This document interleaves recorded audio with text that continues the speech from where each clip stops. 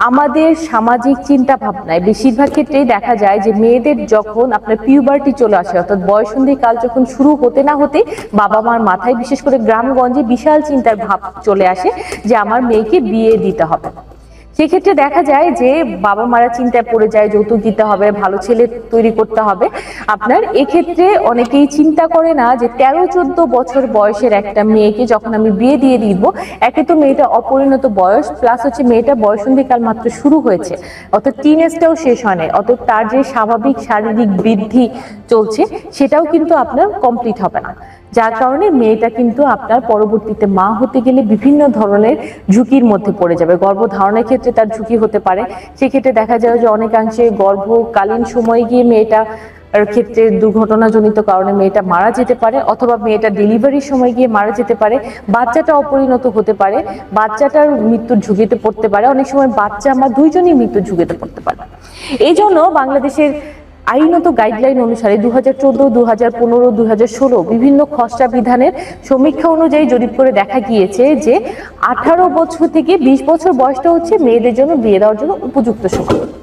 অনেক মেয়েরা চিন্তা করে 18 বছর বয়সে আমি তো মাত্র এইচএসসি পাশ করে বের হলাম। আমাদের সমীক্ষা যারা একটু মধ্যবিত্ত ফ্যামিলিতে, যারা একটু ক্যারিয়ার সচেতন, তারা ওই সময়টাকে আপনার চিন্তা করে যে না, এই সময়টাতে দিলে আমার মেয়ের জীবনের ক্যারিয়ারটা অনেকাংশেই কমে যাবে। এটাও আপনার ঠিক দেখা যায়, আমরা মেয়েরা যেহেতু এখন স্বাবলম্বী হয়ে যাচ্ছি, অথবা দেখা যায় যে পড়াশোনা শেষ করতে করতে আমাদের 23-24 বছর বয়স হয়ে যায়, অনেকে 25 বছর হয়ে যায়। এক্ষেত্রে আমরা অনেক সময় বলে থাকি যে 22 থেকে 25 বছর বয়সটাও কিন্তু অনেক ভালো।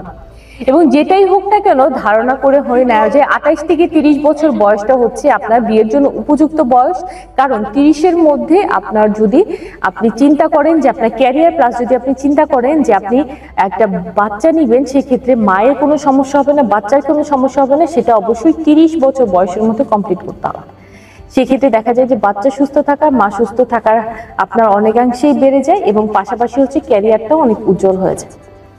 সুতরাং বিভিন্ন ধরনের সমীক্ষা অনুসারে যেটা লাস্টে দাঁড়ালো যে আপনি যদি চেষ্টা করেন যে আপনার মেয়েকে আপনি ক্যারিয়ারের দিকে নিবেন না, সেক্ষেত্রে আপনি 18 থেকে 20 বছর বয়সের মধ্যে গ্রামে যদি আপনি থাকে, যে সেই ক্ষেত্রে আপনি চেষ্টা করতে পারেন বিয়ে দেওয়ার জন্য। আর যদি ক্যারিয়ারিস্টিক 20 থেকে 25 বছর বয়সটা হচ্ছে আদর্শ সময় একটা মেয়ের বিয়ের জন্য উপযুক্ত সময়। 25 থেকে 30 বছর বয়সের মধ্যে মেয়েটা বিয়ে করতে পারবে যদি তার ক্যারিয়ার গুছিয়ে নিতে পারে, সেটাও তার শরীরের জন্য, তার পরবর্তীতে বিবাহিত জীবনের জন্য এবং তার সন্তানের জীবনের জন্য অনেক বেশি পরিমাণের উপযোগী। এই গাইডলাইন চেষ্টা করবেন ফলো করার জন্য, শারীরিকভাবে হোক, আপনাদের ক্যারিয়ার লাইফে হোক, মানসিকভাবে হোক। মেয়েদের জীবনটা কোনোভাবেই আপনি ঝুঁকির মধ্যে ফেলে দিবেন না অল্প বয়সে বিয়ে দিয়ে।